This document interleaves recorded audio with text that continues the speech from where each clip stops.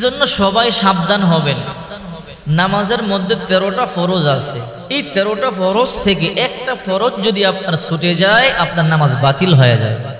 এই জন্য সকলকে 13টা ফরজ সম্পর্কে জানা উচিত। নামাজের সুন্নাত ছুটে গেলে নামাজ হয়ে যাবে। নামাজের মধ্যে ওয়াজিব ছুটে গেলেও নামাজ সহি করবার মাধ্যম আছে সাহু সেজদার মাধ্যমে। কিন্তু নামাজের 13টা ফরজ থেকে যদি একটা ফরজ ছুটে যায়, আপনার নামাজ বাতিল হয়ে যাবে। নতুন করে নামাজ আদায় করতে হবে। দুঃখ লাগে, অনেক নামাজি আছে 5 ওয়াক্ত নামাজ পড়ে, 20-30 বছর নামাজের বয়স, এখনো পর্যন্ত 13টা ফরজ সম্পর্কে জানে না। তো যে ব্যক্তি 13টা ফরজ সম্পর্কে তার জ্ঞান নাই, সে 13টা ফরজ জানে না, ওই ব্যক্তির যদি একটা ফরজ নামাজের মধ্যে ছুটে যায়, সে কি করে বুঝবে তার নামাজ হবে না?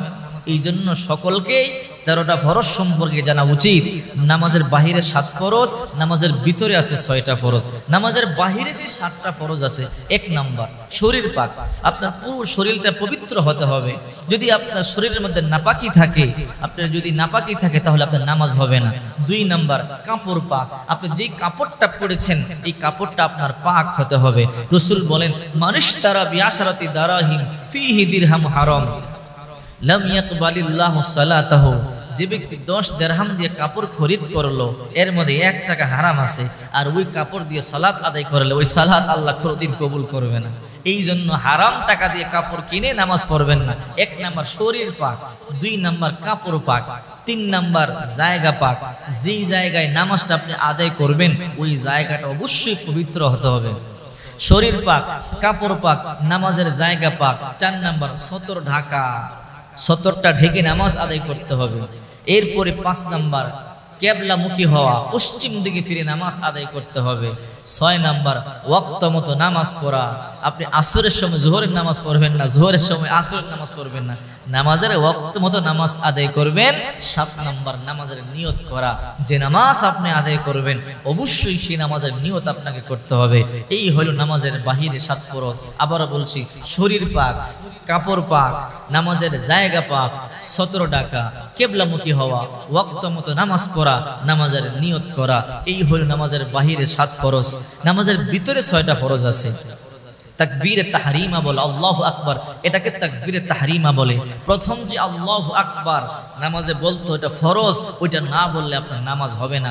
আর মধ্যখানে যে আল্লাহু আকবার গুলো বলি ওগুলো বলা সুন্নত, কিন্তু প্রথমটা বলা হলো ফরজ। 1 নাম্বার তাকবীরে তাহরিমা বলা।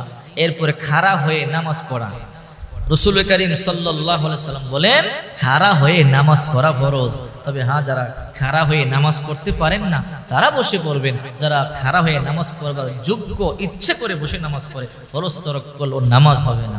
তাকবীর তাহরিমা বলা, খাড়া হয়ে নামাজ পড়া। 3 নাম্বার কেরাত পড়া। 4 নাম্বার রুকু করা।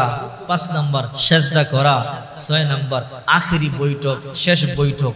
এই হইল 6 ফরজ। নামাজের বাহিরে 7 ফরজ, ভিতরে 6 ফরজ। এই 13টা ফরজ আপনার জানা থাকতে হবে, নারী হোক আর পুরুষ হোক।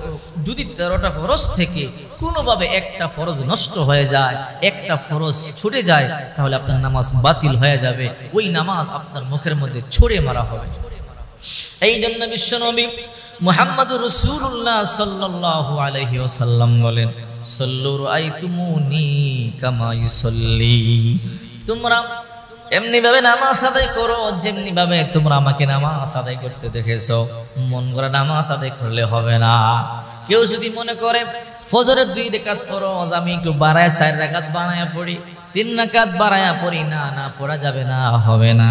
কেউ যদি মনে মনে ভাবে যোহরের নামাজ 4 রাকাত, আমি 6 রাকাত পড়ব, হবে না।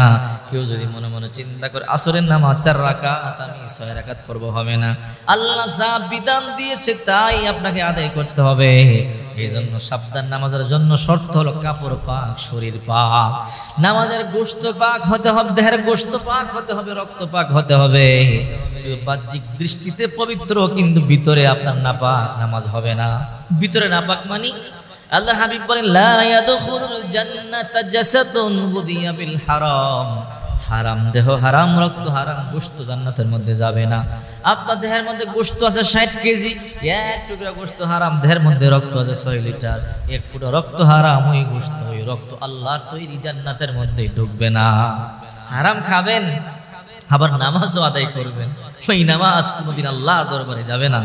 আল্লাহ নিজে বলেন ইয়া আইয়ুহাল্লাযীনা আমানুত্তাকুল্লাহা ওয়া যারু মা বাকিয়া মিনার রিবা ইন কুনতুম মুমিনিন।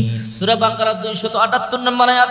হে মুমিনেরা, হে বিশ্বাসীরা, তোমরা আমি আল্লাহকে ভয় করো আর তোমাদের সুদের কারবার তোমরা বন্ধ করে দাও।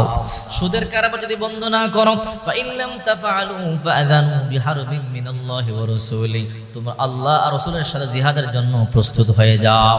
আল্লাহ আর রাসূলের সাথে যুদ্ধ করবার জন্য প্রস্তুতি গ্রহণ করে নাও। এটা কোনোদিন সম্ভব নয়। এই জন্য মহিলা মা বোনদেরকে বলবো, সাবধান, নামাজের 13টা ফরজ সম্পর্কে আপনাকে জানা লাগবে।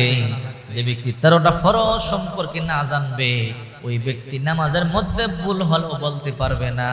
এই জন্য 13 ফরজ থেকে এক ফরজ ছুটে গেলে ওই ব্যক্তির নামাজ হবে না। 13টা ফরজ থেকে একটা ছুটে গেলে নামাজ হবে না। সুন্নাত ছুটে গেলে নামাজ হয়ে যাবে।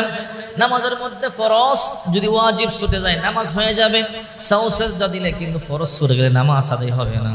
এই জন্য সাবধান, নামাজ আদায় করবেন মাসআলা জানা লাগবে। অনেকে 40 বছর নামাজ পড়ে, 50 বছর নামাজ পড়ে হাজী সাহেব হয়ে গেছে, 2-4 বার হজ করেছে। যদি জিজ্ঞাসা করি হাজী সাহেব নামাজের 14টা ওয়াজিব বলেন, বলতে পারবে না। নামাজ ভঙ্গের 19টা কারণ বলেন, বলতে পারবে না। নামাজের 13টা ফরজ সম্পর্কে বলেন, বলতে পারবে না। এমন হাজী সাহেব আছে, যদি বলি ওযুর ফরজ কয়টা, বলতে পারবে না। যদিও বলতে পারে 4টা, কি কিন্তু বলতে পারবে না। হারে, এই জন্য আল্লাহ তাআলা বলেন এমন নামাজি আছে যারা নামাজ সম্পর্কে বেখবর। আল্লাযীনা হুম আন সালাতিহিম সাহুন। আহারে, এমন নামাজি আছে নামাজ সম্পর্কে বেখবর, ও জানেই না কি পড়তেছে, ও জানেই না এটা কত গুরুত্বপূর্ণ বিষয়। এই জন্য রাসূল বলেন নামাজ বেহেশতের চাবি। যে নামাজ আদায় না করবে, বাকি যত আমল করুক সে জান্নাতের চাবি পাবে না, জান্নাতের মধ্যে ঢুকতেই পারবে।